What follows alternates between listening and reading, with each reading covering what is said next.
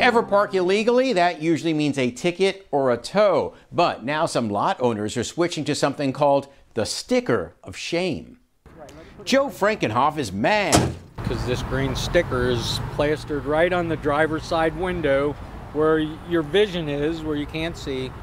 Joe and his wife had just had Sunday brunch in Cincinnati's Pendleton district downtown. There on his driver's window was a fluorescent sticker claiming they were illegally parked.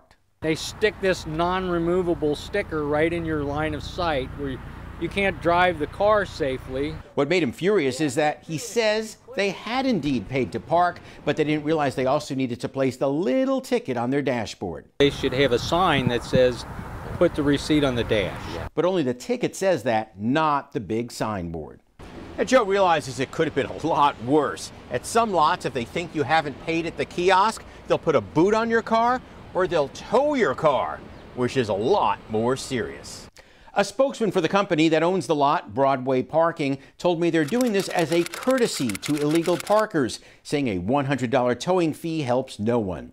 Stickers like this are a new nationwide trend, and attorneys say it's legal as long as it doesn't damage your car.